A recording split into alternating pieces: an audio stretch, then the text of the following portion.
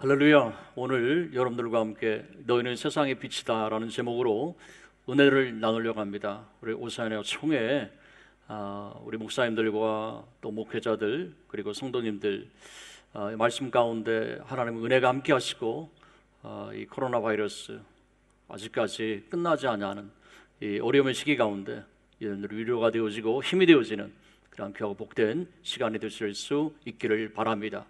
오늘 이제 말씀을 통해서 여러분들에게 하나님의 크신 은혜가 임하시기를 소망하는 마음으로 오늘 여러분들과 말씀을 나누도록 하겠습니다. 마태복음 5장 14절에서 16절까지의 말씀, 우리 한 목소리로 우리 봉독합니다.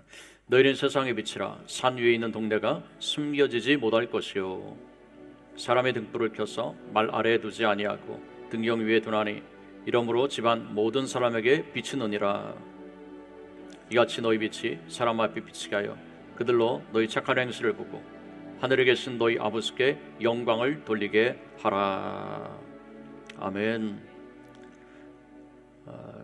이제 예수님께서 이 말씀을 하시면서요, 너희는 세상의 빛이라 라고 말씀하셨어요. 네, 그 이전에 예수님은 스스로를 가리켜서 나는 세상의 빛이다 라고 말씀하셨죠. 예수님 빛이고 또 우리도 빛이고 그런 동격을 말하는 것은 아니죠, 여러분. 마치 예수님께서 빛을 발하는 태양과도 같다면 우리는 어떤 존재예요? 달과도 같은 그러한 존재입니다. 태양빛을 비추는 것이죠. 그래서 어두운 그러한 거리를 뭔가 분간할 수 있도록, 아주 환하지는 못하지만 그래도 사람이 활동할 수 있는 그런 어떤 역할을 하는 것, 그것이 바로 달이지 않습니까, 여러분? 그래서 오늘 본문에서 너희는 세상의 빛이다 라고 말씀하신 이 말씀을 우리가 다시 한번 붙잡고 오늘 여러분들과 은혜를 나누려고 합니다. 첫 번째로 빛은 어둠을 밝힙니다. 무엇보다도 마음의 어둠을 밝힌다라는 그러한 은혜를 우리가 나누게 될 때, 여러분, 이 세상이 얼마나 혼돈한 세상 가운데 살아가고 있습니까? 그래서 요즘 이 시대와 세상을 가리켜서 뷰카의 시대라, 또는 뷰카와의 전쟁이다, 이렇게 얘기를 하기도 합니다. 여러분들이 아마 생소한 단어일 수도 있어요. 그 뷰카라는 그 단어를 여러분들 한번 좀 보여드리면요, 첫 글자를 땄습니다. volatility, 변동성입니다. uncertainty, 불확실성이고요. complexity, 복잡성입니다. 그리고 ambiguity, 모호성. 우리는 변덕스럽고 불확실한 그러한 시대를 우리가 살고 있지 않습니까? 그리고 애매모호한 그러한 우리는 세상을 살아가고 있습니다. 그리고 너무 복잡한 우리는 세상 가운데 현재 살아가고 있습니다. 너무 많은 정보들 인하여서 이것이 맞는지 저것이 맞는지 우리가 분간하기가 정말 힘든 세상 가운데 살아가고 있고요. 우리가 느끼다시피 여러분 어떻습니까? 이 코비드-19이 언제쯤 끝날 것인지 우리는 불확실한 시대에 살고 있어요. 오늘 벌써 여러분들 이제 1월 말 아닙니까? 여러분, 우리가 이제 작년 2월 달에 어떤 일이 있었습니까? 코비드-19으로 인해서 락다운이 시작이 되어졌어요. 2021년도 올 한 해는 정말 주님의 은혜 가운데 잘 극복이 되어지고 넘어가고 우리가 평안하고 그러기를 다 소망합니다. 그렇지만 우리가 이것도 확실할 수가 없는 거예요, 여러분. 그렇죠? 백신이 나오긴 나왔다고 하는데 이거 완전히 안전한 건지 아니면은 그렇지 못한 것인지. 한편으로 안전하고도 하는데 다른 또 학자들은 아직 이것은 안전하다고 검증을 할 수가 부족하다라는 어떤 그러한 근거가 있고 또 학문적인 그러한 또 주장을 펼치는 그러한 분들도 계십니다. 우리는 이러한 시대 가운데 과연 이것이냐 저것이냐. 근데 그러면은 치료자라도 나와야 될 텐데 치료자는 과연 언제 나오는 것인지, 있는 것인지 없는 것인지. 그렇죠. 이러는 우리들은 불확실한 세상 가운데서 우리가 느끼는 것은 뭡니까? 뭔가 스트레스가 있어요. 여기에 대한 어떤 그 염려들이 있습니다. 불안한 감들이 다 있는 것이죠. 마음이 무거워집니다. 그러다 보면 어떻게 됩니까? 이 무거운 마음을 계속 가지고 살다 보면은 사람의 마음이 뭔가 우울해져요. 답답해지고요. 우울증이 생긴다라는 것이죠. 주님께서는 그런데 우리들에게 이렇게 말씀하셨어요. 수고하고 무거운 짐진 자들아 다 내게로 오라. 내가 너희를 쉬게 하리라 라고 주님 말씀하셨습니다. 참된 안식과 참된 평안과 소망이 어디 있는 것일까라는 거예요. 세상 가운데 있는 것이 아니라 여러분 지금까지 살아왔었던 어떤 삶을 기반으로 해서 뭐 정치라든지 경제라든지 사회의 어떤 변화라든지 그것을 가지고 내일을 예측하는데 이러한 것들이 이제는 거의 소용이 없는 정말 불확실한 변화무쌍한 세상 가운데 우리는 살아가고 있다는 거죠. 뭐 인공지능의 시대, 4차 산업혁명의 시대, 우리는 이러한 세계상 속에서 과연 내일을 어떻게 희망을 가지고 살아갈 수가 있을 것이냐라는 겁니다. 근데 세상에 소망이 있는 것이 아니라 오직 예수 그리스도, 내가 곧 길과 진리와 생명이라고 말씀하신 예수 그리스도, 주님이 우리의 소망이다라는 거예요. 여러분 믿습니까? 근데 우리가 중요한 것은 뭘까요? 우리가 아는 것으로 끝나는 게 아니에요. 과연 예수님께 소망인가? 과연 예수님께서 나의 길이 되시는가? 예수님이 나의 불변하는 진리인가? 라는 것을 경험해야 된다라는 거예요. 예배 축복은 무엇일까요? 내가 살아계신 예수 그리스도, 그분을 만나는 것입니다.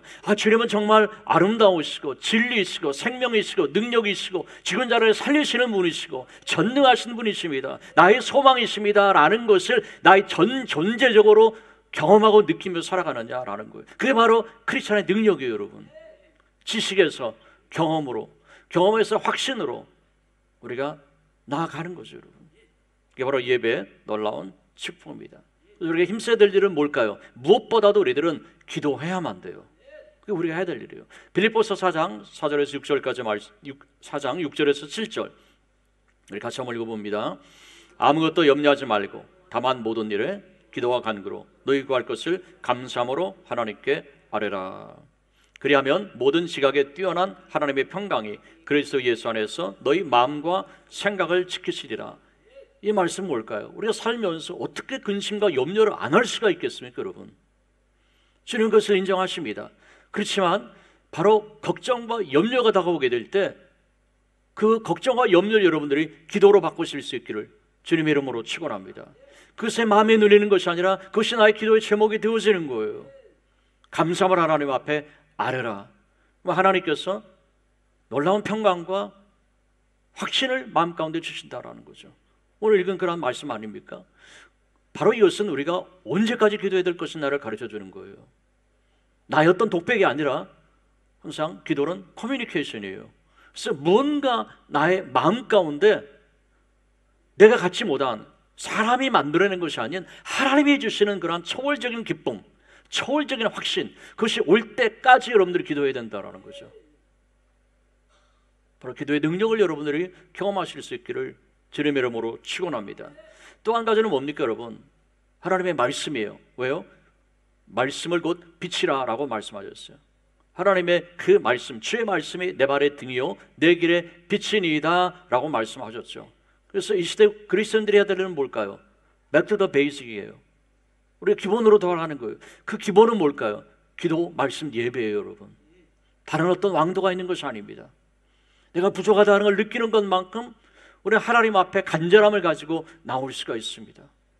이 시대에 정말 어려운 것은 뭘까요? 우리들 마음 가운데 간절함이 사라졌다는 거예요, 여러분. 가난한 마음이 사라졌다는 거예요. 여러분들의 삶 가운데 고난 있고 어려움이 있다면 하나님께서 내 마음을 가난하게 만드시는구나. 심령이 가난한 자는 천국이 저희 것임이니라. 여러분의 천국을 경험할 수 있는 그런 놀라운 계기가 오히려 되어진다라는 겁니다. 여러분, 사고 사회에 있어서 가장 큰 사망의 원인은 뭡니까? 심혈관 질환이라고 그래요. 근데 의학자들은 암의 정복도 결코 멀지 않았다고 얘기를 합니다. 근데 멀지 않았다고 한 지가 벌써 몇 년 됐는데 좀 끝났으면 좋았는데요. 그래도 어쨌든 근데 그래도 멀지 않았다라는 건데, 심혈관 질환은 어떨까요, 여러분? 심혈관 질환은 인류가 끝나는 날까지 계속 간다는 거예요, 여러분. 가장 큰 질병의 원인인데요. 왜 그럴까요? 이거는 먹는 것과 관계가 있기 때문에 그래요. 먹는 것과. 사람이 안 먹고 살 수는 없잖아요. 먹는 것 때문에 이 질병이 생긴다라는 겁니다. 영적인 질병도 마찬가지예요, 여러분. 이 자연에서 이 사자나 호랑이 이런 육식 동물은 어떠냐면요, 배에서 꼬르륵 소리가 나야지 그때부터 사냥을 시작을 한대요. 나간대요. 근데 사람은 어떻습니까? 욕심이 끝도 한도 없습니다. 그냥 뭐 몸에 좋든 안 좋든 그냥 먹는 거예요. 일단 포만감을 느끼고 맛있는 거 나오면 그래도 또 먹습니다, 여러분. 그렇잖아요. 그게 바로 우리의 사람이에요. 우리가 먹는 것이 얼마나 중요하다는 거죠. 또 한 가지 우리가 생각할 것은 뭘까요? 그러면 나쁜 음식은 이해가 가는데 좋은 음식은 어떨까라는 거예요, 여러분.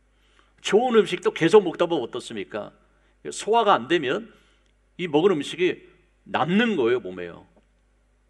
노폐물이 되어진다라는 거죠, 여러분. 그래서 몸에 오히려 독이 되어진다라는 겁니다. 그래서 요즘 여러분들 뭐 그렇게 하고 계신 분들도 아마 계신 것 같아요. 제가 보니까 간헐적 단식이라고 여러분 들어보셨죠? 8시간 먹고 16시간 안 먹고. 그게 사람의 건강에 그렇게 유익이 되어진다라고 그렇게 얘기를 합니다. 근데 여러분 자신 있는 분은 여러분이 뭐 시도해 보셔도 되고요. 저는 그러면은 우리 현대 크리스천들에게 주시는 어떤 그 말씀은 뭘까? 항상 이런 말씀은 적용이 필요해요. 언제 기적이 일어납니까, 여러분?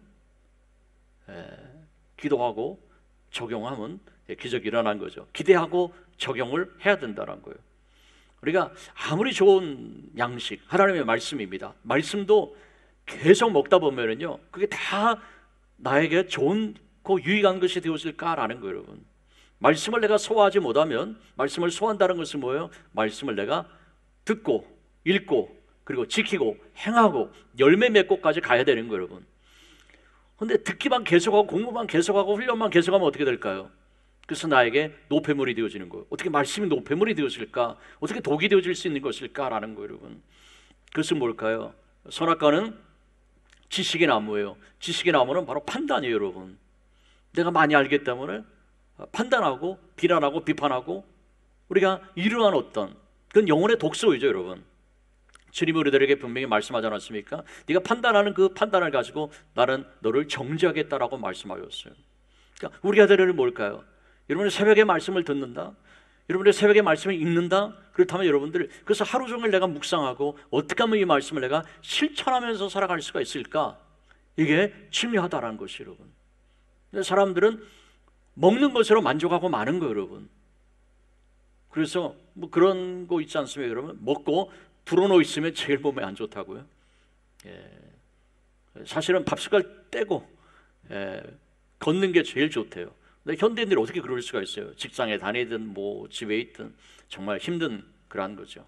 근데 다시 한번 영적인 어떤 그러한 그 말씀으로 적용을 해본다면, 여러분이 말씀을 읽고 듣고 그 다음에 그 말씀을 내가 하루 종일 묵상하면서 말씀을 품고 그리고 그 말씀대로 살아가기 위해서 노력하고 애써야 된다라는 거예요. 즉 주님께서 우리들이 원하시는 뭘까요? 삶이 예배가 되어지는, 예배가 삶이 되어지는, 그게 바로 뭡니까? 생활 예배자이죠. 삶의 예배자가 되기를 주님께서 원하신다라는 거예요. 계시록에 무슨 말씀이 있습니까? 이 예언의 말씀을 읽는 자와 또한 듣는 자들과 그 가운데 기록한 것을 지켜 행하는 자들이 복이 있다라고 말씀하셨어요. 말씀을 읽는 자와 듣는 자가 복이 있다라고 그러지 않았어요. 그거는 그냥 반쪽이에요, 여러분. 듣고 지켜 행하는 자가 복이 있다라는 것입니다. 여러분들이 다 복 있는 그러한 사람들이 될 수 있기를 주님의 이름으로 축원합니다. 이것이 마지막 때를 건강하게 살아갈 수 있는 그러한 비결이다라는 것입니다. 그래서 여러분 그런 말 있지 않습니까? 50이 끝나면 그 다음부터 뭐가 시작이 되어져요? 서비스. 50이나 서비스나 같은 예배의 말로 우리가 생각할 수 있지만 뭡니까? 예배 드리고 나면 그 다음에 그 말씀을 섬기는 그런 삶을 살아가라라는 겁니다. 영혼들을 섬기는 삶을 살아가라라는 거예요, 여러분. 그래서 독일 그 나치 정권 안에서 저항해 있었고, 그리고 나중에는 이 히틀러 암살하는 그 모임에 가담했었다는 이유로 말미암아서 감옥에 갇혔었던 그러한 본헤퍼 목사님 있지 않습니까? 그분의 그 처절한 상황, 그 상황 가운데 뭐라고 얘기합니까? 그리스도인과 비그리스도인의 구별할 수 있는 가장 쉬운 것, 가장 중요한 것, 그것이 뭐라고 그랬습니까, 여러분? 얼마나 그 삶 가운데 기쁨이 있고 감사가 있느냐라는 거예요. 삶 가운데 기쁨과 감사가 있다는 것은 표정으로도 나타나겠죠, 언어로도 나타나겠죠, 그리고 행동으로도 나타나겠죠. 그리고 기쁘면, 내 안에 기쁨이 가득하면 기쁨의 말을 하겠죠, 여러분. 근데 그 기쁨이 무엇 때문이냐라는 거예요. 그 감옥 안에서, 처절한 고통 가운데서 기뻐할 일이 뭐가 있겠어요? 그것은 바로 초월적인 기쁨이다라는 거예요. 하나님이 주시는 그러한 기쁨, 그것 때문에 우리가 하나님 앞에 예배드리는 거예요, 여러분. 세상의 기쁨을 찾고자 원한다면 여러분, 들로, 산으로, 바다로 여러분 즐길 수 있을 만한 것들이 많이 있지 않습니까, 여러분? 근데 왜 이 시간에 여러분들이 성전에 나와서 하나님 앞에 예배드리는 것입니까? 하나님이 주시는 것을 사모하기 때문이에요, 여러분. 초월적인 그러한 능력, 세상을 이기는 믿음, 바로 내 눈으로 보이진 않지만 바로 주님 말씀하시는 영원한 천국, 그것을 내가 비전으로, 그 상급을 내가 바라보는 거예요, 여러분. 우리는 뭔가 다른 삶을 살아간다라는 겁니다. 존 파이퍼 목사님이 성결한 내가 하나님을 경험함으로 생긴 그 기쁨을 내가 모르는 사람들에게 나눠주는 것이다 라고 말하지 않았습니까? 여러분, 빛은 어떻습니까? 어둠을 두려워하지 않습니다. 근데 사람들은 어떻습니까? 다 어둠을 두려워해요, 여러분. 어두워지면 두려워하기 시작하는 거예요. 얼마든지 넘어갈 수 있었던 이 고개 산도요, 밤이 되어지면은 힘든 거예요, 여러분. 교회에서 낮에는 아무렇지도 않아도 철야를 한다, 그러면 괜히 들리지 않던 소리도 문도 막 꽝꽝 닫히고요. 하여튼 밤은 두려운 거예요, 사람에게요. 그렇죠? 근데 빛은 무엇일까, 여러분? 빛은 어둠을 두려워하지 않습니다. 어둠이 빛을 두려워하는 거예요, 여러분. 우리는 악한 원수마귀 사단을 두려워하는 존재가 아니라 악한 원수마귀 사단이 하나님의 자녀인, 빛의 자녀인 우리들을 두려워한다라는 거예요. 우리의 정체성, 나는 빛의 자녀다, 빛의 사자이다 라는 그 정체성을 여러분들이 분명히 붙잡으실 수 있기를 바랍니다.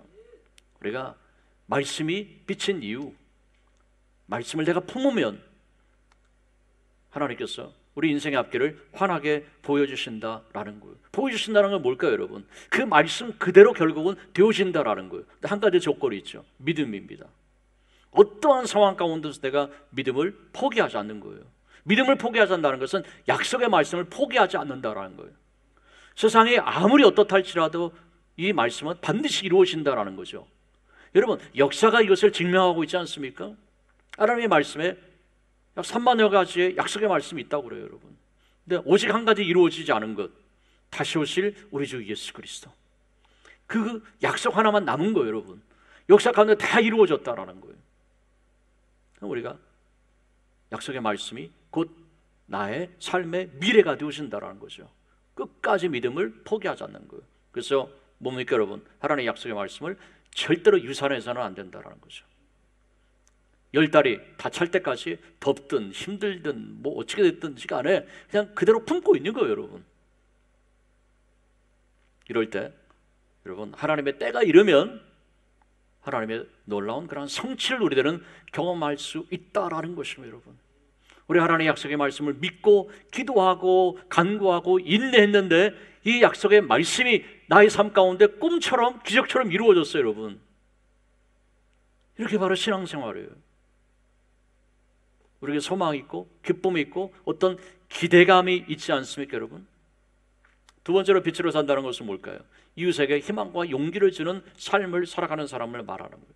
사람은 말로서 상처를 받기도 하고 또한 용기를 얻기도 합니다. 빛으로 산다는 것은 뭘까요? 사람들의 어둠을 밝혀주는 거예요, 여러분. 근데 뭐예요? 마음이 어두울 수 있죠. 또 우리가 용기를 주는 것입니다. 격려해 주는 것입니다. 다시 한번 소망을 주는 거예요. 대문호 톨스토이가 살아갈 날들이라는 그런 어떤 그래서 그러한 고백을 했습니다. 그 인생의 가장 그 지혜 정수, 이것을 이제 모아놓은 거예요. 종합한 글에서 어떻게 살 것인가 라는 그러한 그 질문 앞에서 이러한 교훈을 남겼습니다. 장전된 총을 조심해서 발휘해야 한다는 것은 누구나 다 알고 있다. 그렇지만 말을 조심해야 된다는 사실은 쉽게 잊어버리면서 살아간다. 말은 사람을 죽일 수도 있고 심지어는 지금보다 더 큰 해악을 입힐 수도 있다. 말이 많은 사람일수록 행동은 거의 하지 않는다. 현명한 사람은 행동보다도 말이 앞설까봐 경계하고 말하기 전에 오랜 동안 침묵한다. 말하고 싶을 때마다 입을 다물고 생각하라. 하고자 했던 말이 과연 말할 가치가 있는 것인가? 그 말로 누군가에게 상처 주는 일 없는지 생각해보라 라는 그러한 얘기를 했습니다. 이어서 어리석은 이에게 침묵은 최선의 대답이다. 나쁜 말이나 비판을 한다면 이는 곧 되돌아올 것이다. 그것은 불길 속에 장작을 집어넣는 것과도 마찬가지이다. 큰 불이 나면 다 해를 입지 않겠습니까? 그러면 여러분들 말로써 용기를 주는 사람, 여러분 격려해 줄 수 있는 사람, 말로 천냥빚을 갚는다라는 그러한 우리의 옛말도 있지 않습니까? 그래서 주님께서는 우리들의 언어를 바꾸기를 원하시는 거예요. 귀신 들린 아들을 데리고 오는 그 아버지에게 예수님 뭐라고 말씀하셨습니까? 하실 수만 있으면 이 아들을 좀 고쳐주세요. 예수님께서 바로 고쳐주실 수도 있었지만 어떻게 하셨습니까? 할 수 있거든요. 무슨 말이냐? 믿는 자에게는 능치 못할 일이 없느니라 라고 주님께서 그의 언어를 먼저 고쳐주셨어요. 할 수 있거든요. 무슨 말이냐? 능력 주신 자에서 모든 것을 할 수 있는 거야. 너의 언어가 바뀌어져야지 현실 가운데 하나님의 놀라운 치유의 기적이 일어난다라는 것입니다. 여러분 삶이 변화되어지기를 원합니까? 환경과 상황이 좀 바뀌어지기를 원합니까? 그렇다면 여러분 어떻게 될까요? 나의 생각과 나의 언어가 먼저 바뀌어져야 된다는 거예요. 하나님의 말씀이 기준이기 때문에 그 말씀의 기준에 나를 맞추는 거예요. 여러분 바로 그때 말씀과 나의 온 마음이 그 말씀에 합쳐지게 될 때 우리는 말씀의 능력을 경험하게 될 것입니다. 세 번째는 빛을 증거하는 삶을 살아가라는 거예요. 빛은 뭡니까? 예수님께서 은유적으로 성경에는 의의 태양이다 라고 그렇게 말씀하셨어요. 우리는 뭐라고 그랬습니까? 달과 같은 그런 존재라고 했죠. 근데 여러분 한번 생각해 보세요. 우리는 달과 같은 존재야. 그렇지만 적용은 한 걸음 조금 더 나가는 거예요. 여러분 달이 빛을 발하는데 이거 어떻게 빛을 발하지? 라고 생각해 본다면요, 우리는 뭔가 빛을 발할 때 뭐가 필요합니까? 거울이 필요해요. 여러분 도구가 필요하다라는 거예요. 근데 달은 어떻게 빛을 발합니까?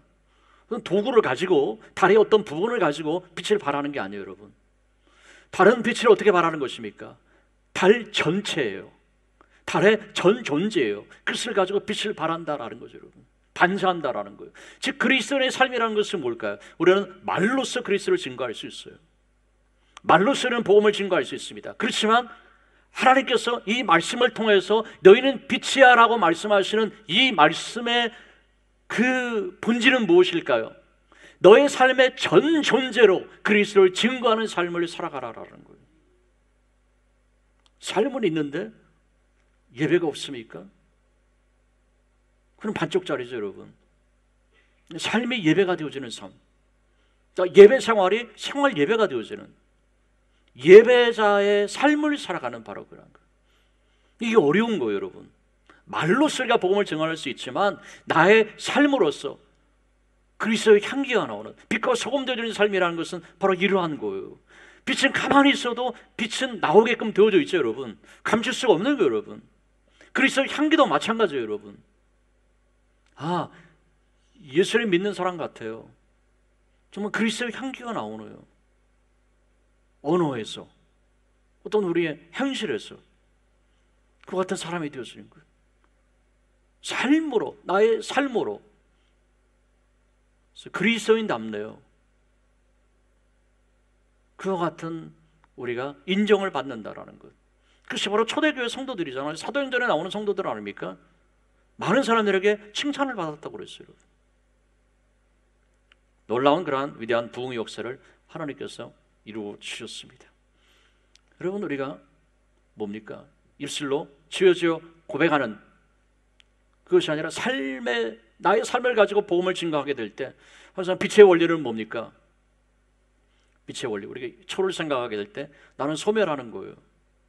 그러면서 빛을 우리는 발하는 것입니다. 그 당대는 등불이에요. 심지도 사라지고요, 기름도 사라져갑니다. 그러면서 빛을 발하는 거예요.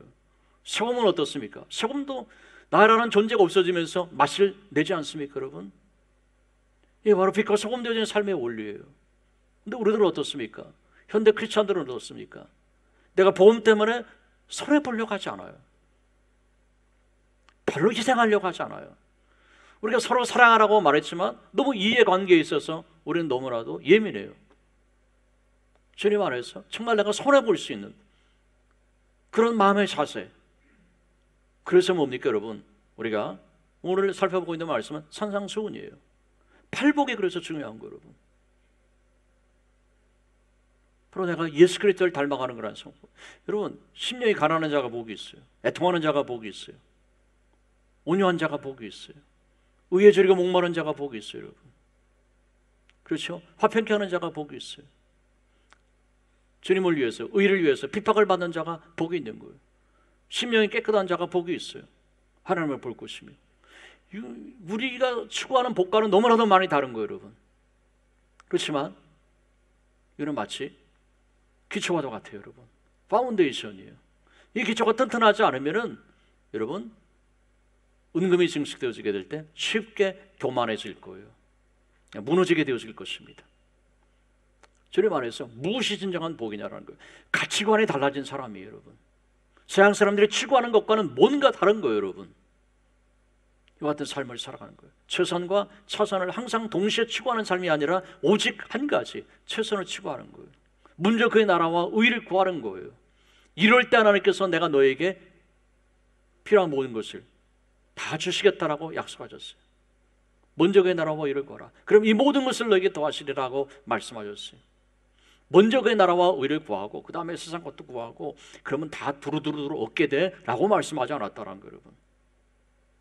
한 가지를 분명하게 내 마음 가운데 집중하게 될 때, 돈을 벌지 말라는 이유가 아니라요, 돈을 버는 이유가 다르다라는 거죠, 여러분.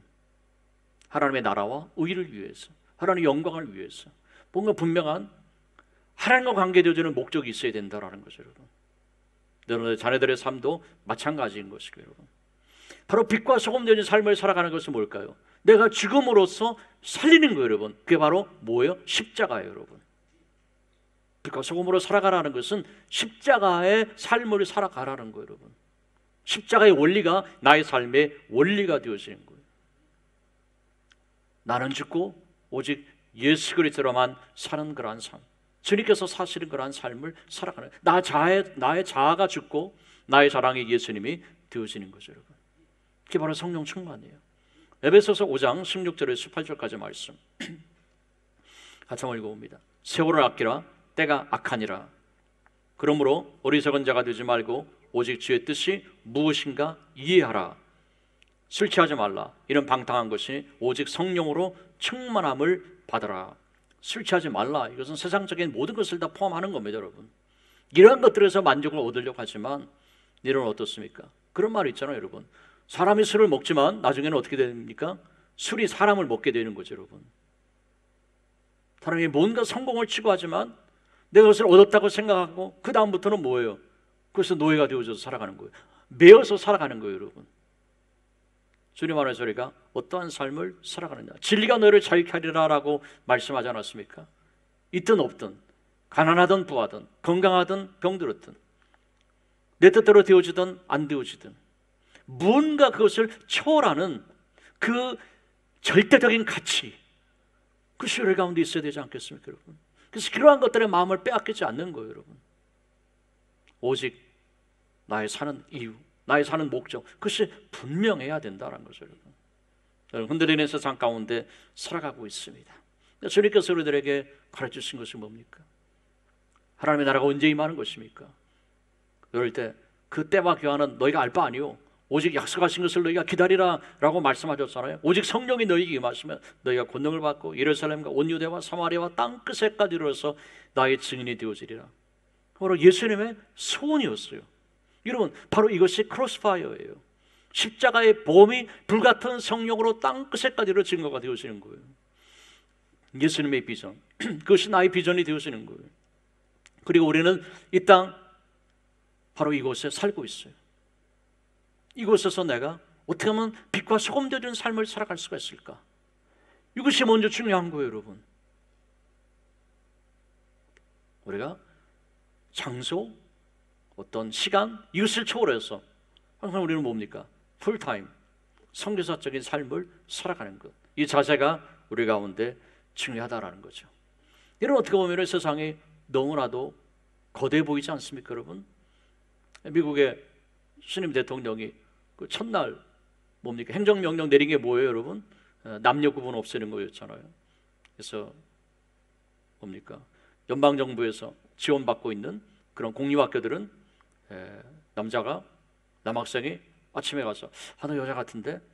그러면은 여자 화장실 가도 되고 여자 탈의실 가도 되고 여자 운동 경기 하는데 거기 들어가서 운동해도 되고. 여러분, 뭔가 우리는 이런 어떤 것들이 세상의 법으로 제정이 되어지고 우리는 너무나도 무력해 보이는 거예요, 여러분. 그렇지 않습니까? 그리고 또 내린 행정명령이 뭡니까? 겨우겨우 이제 낙태하지 말자라고 그렇게 해왔는데 하루아침에 바꿨어요. 또 행정명령을 내려서. 그래서 뭐 이거가 의학적인 어떤 이유든지 뭐 이런 게 아니라 거의 막 임신 중간을 넘어서 애가 거의 다 됩니다. 근데 낙태하려고 하면은 정부에서 돈을 대주겠다라는 거예요. 여러분, 그 말이 안 되는 거잖아요, 여러분. 우리는 이런 어떤 세상 가운데 살아가고 있다라는 거예요. 근데 우리는 이러한 나라의 권력 앞에서 너무나도 무력한 거예요, 여러분. 그렇잖아요. 권력과도 같아요, 여러분. 이런 세상 가운데 우리가 할 수 있는 일은 뭘까요? 하늘의 하나님께 우리는 기도하는 거예요. 너무 무력해 보이기도 해요. 그렇지만 기도하면 하나님이 역사하기 시작하시는 거예요. 그래서 하박국의 기도가 필요해요. 진노 중에라도 하나님이 진노하시는 하나님이세요, 여러분. 심판하시는 하나님이세요. 우리를 사랑하시고 우리 구원하기도 하시지만 하나님은 심판하시는 하나님이시다.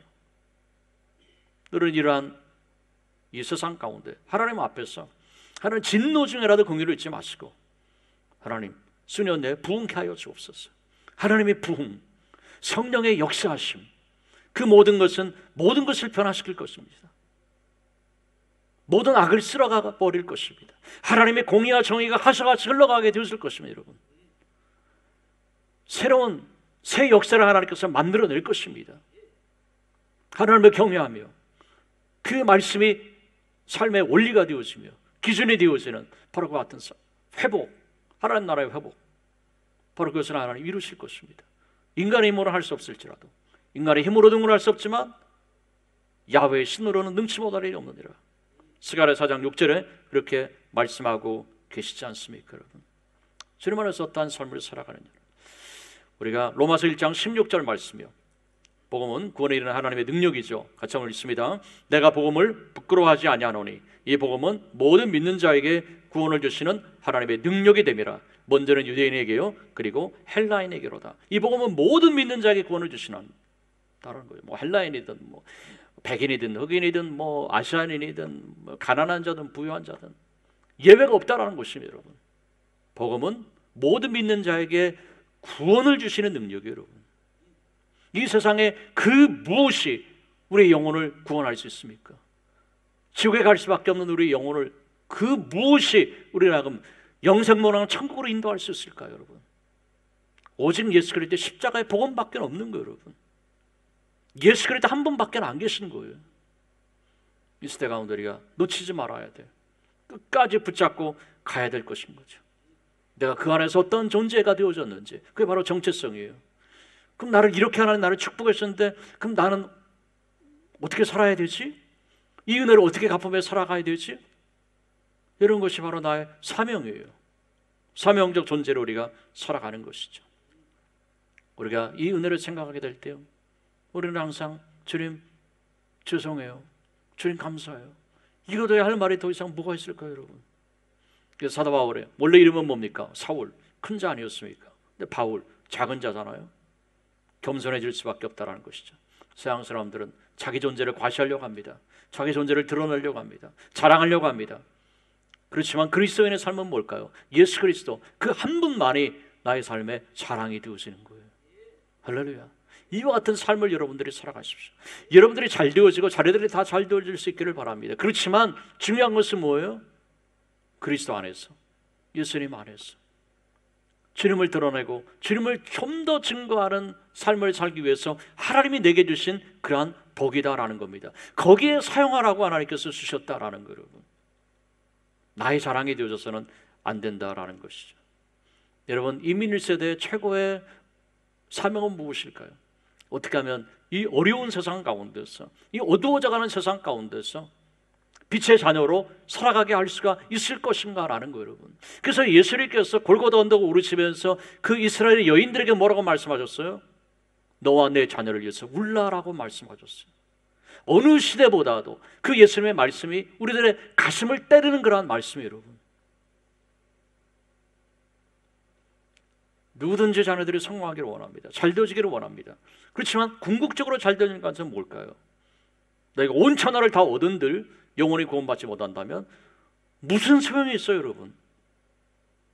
천국을 함께 가야 되지 않겠습니까, 여러분? 더더군다나 어려워지는 시대, 우리는 거짓과 유혹과 여러분 사단의 계교와 계략과 이러한 것들이 얼마나 극심한 시대 가운데 살아가고 있습니까?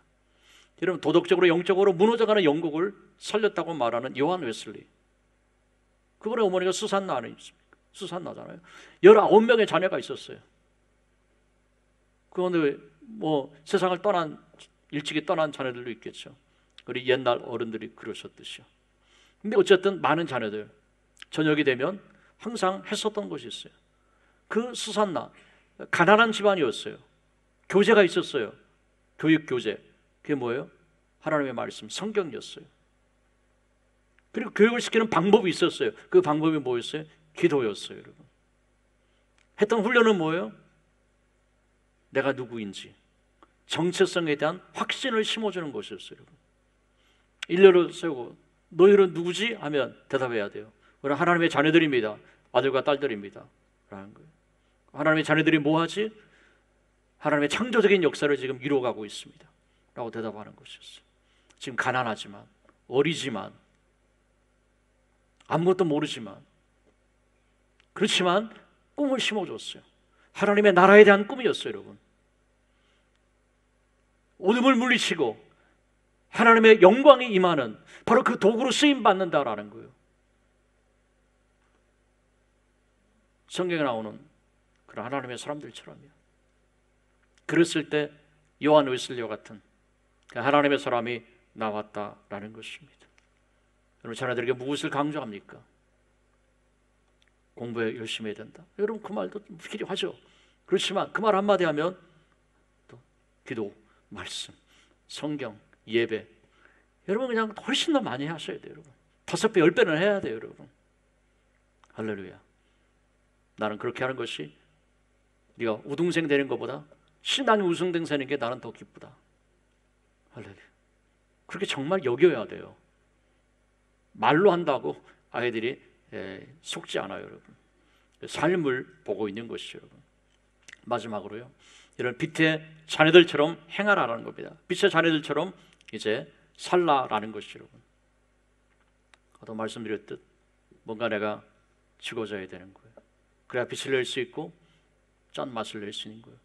사라져가는 것, 그것을 내가 두려워하지 않는 거예요. 그것을 싫어하지 않는 거예요. 그게 뭘까요? 겸손이에요. 나의 존재가 존재감이 없어지는 거 괜찮아요. 바로 사도 바울이 그러지 않았습니까? 오직 예수 그리스도의 복음만 증거할 수 있다면 나는 어떻게 되든지 간에 상관없습니다. 뭐 죽이 되든 밥이 되든, 내가 드러나든 무시를 당하든 멸시를 당하든 예수님만 존귀하게 된다면 바로 그것이 그리스도인의 삶이다라는 거예요. 이미 우리는 다 받았어요, 여러분. 그렇잖아요. 구원의 은혜를 받았잖아요. 더 이상 뭐가 필요할까요, 여러분? 덤으로 주시는 것이죠. 주님 안에서요. 우리는 먼저 우리의 마음이 풍요로워져야 돼요. 주님 주시는 은혜로 말미암아서 무엇보다 겸손의 자세가 필요한 거예요, 여러분. 찰스 스펄전 목사님 분이 계세요. 그분의 별명은 황금의 형라는 어떤 별명을 가지신 분. 또 영국 런던에 그 옛날에 10,000명 이상의 성도들에게 복음을 전하셨던 그런 분이세요.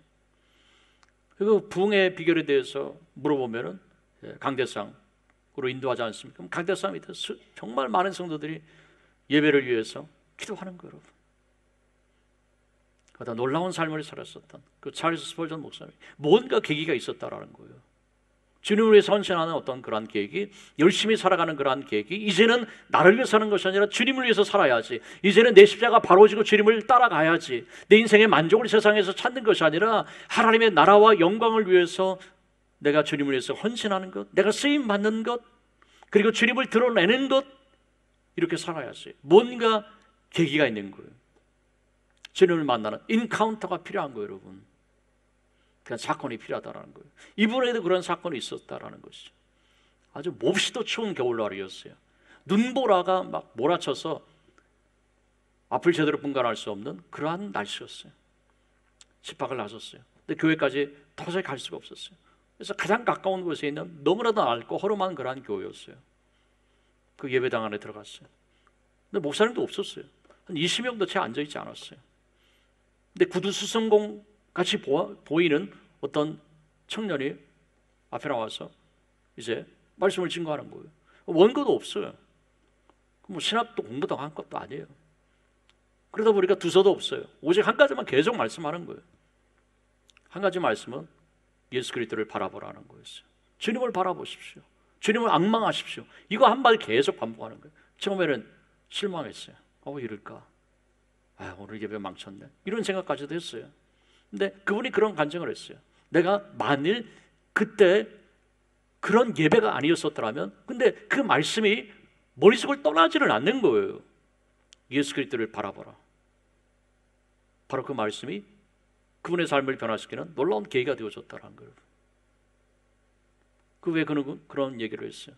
만일 그 추운 눈보라치는 겨울날 내가 그 예배를 드리지 않았었다면, 그 말씀을 듣지 않았었더라면 나는 지금까지도 아마 암흑 속에서 살아가고 있었을지 모른다라는 그런 고백을 했습니다. 겸손이라는 것은 뭘까요?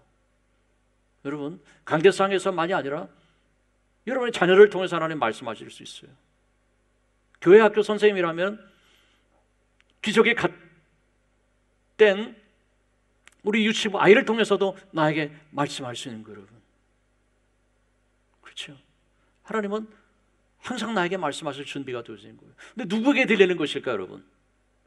겸손한 심령에게 들린다라는 거예요, 여러분. 그래서 여러분들이 주님 내게 말씀해 주옵소서. 우리가 그래서 어린 아이 앞에서도 겸손한 마음을 갖는 거예요.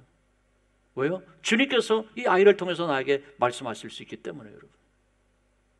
바로 겸손한 자, 마음을 낮추는 자, 심령이 가난한 자, 의에 줄이고 목마른 자, 온유한 자, 화평케 하는 자, 바로 이러한 어떤 마음. 그래서 이 팔복이 그렇게 중요하다는 거예요, 여러분.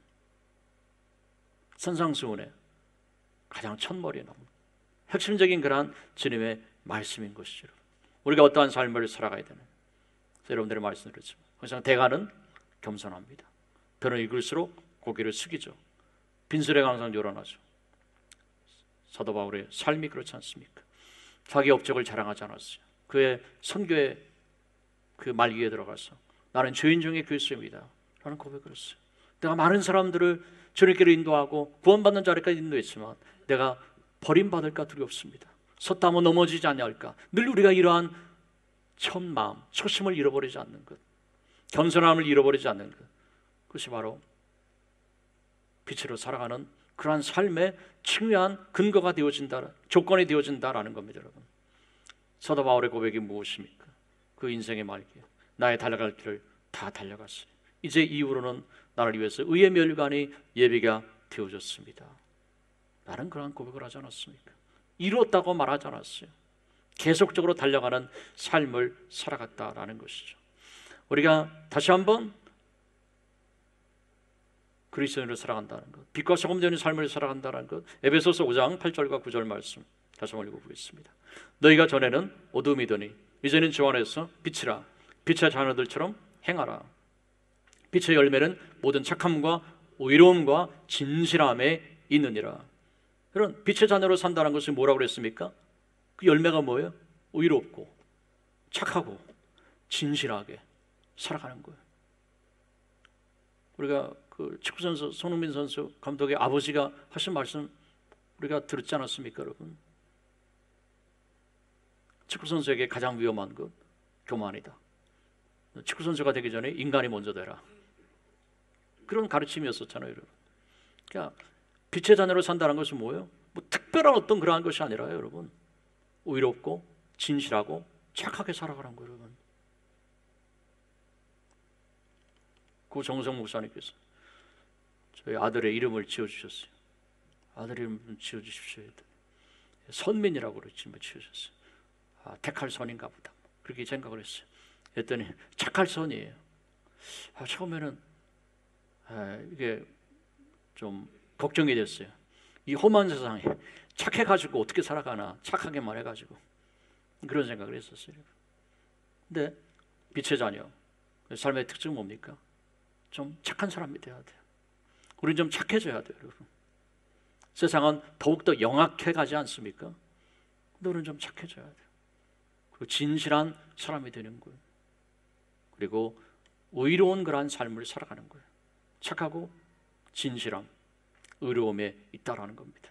그게 바로 빛의 자녀로서의 열매이다라는 겁니다. 누가 빛의 자녀입니까? 누가 봐도 착한 사람이야. 여러분 착하다는 말씀 들어보셨습니까? 어른에게 착하다고는 하기는 좀 그렇지만 여러분 그래도 그분 참 착한 사람이야. 진실한 사람이야.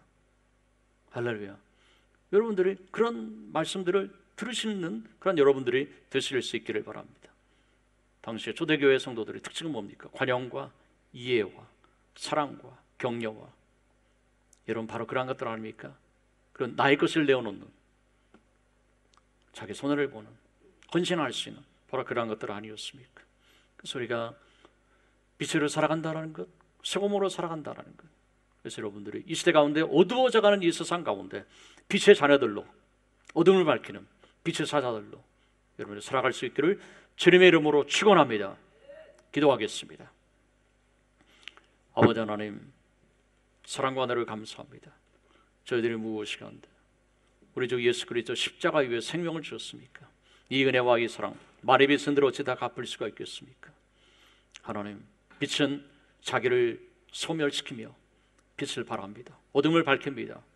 하나님, 복음을 증거하는 삶, 말로만이 아니라 입술로만이 아니라 삶으로서 그리스도를 증거하는 삶, 착하고 의롭고 진실하고 하나님 그리스도인다운 삶을 살아가는 하나님, 그래서 이 시대 가운데 소금처럼 빛처럼 그리하여서 하나님께 칭찬받는 우리 성도님들이 하나님 이 말씀을 듣는 온 성도님들이 다 되어질 수 있도록 주께서 도와 주옵소서. 감사합니다. 예수님 이름으로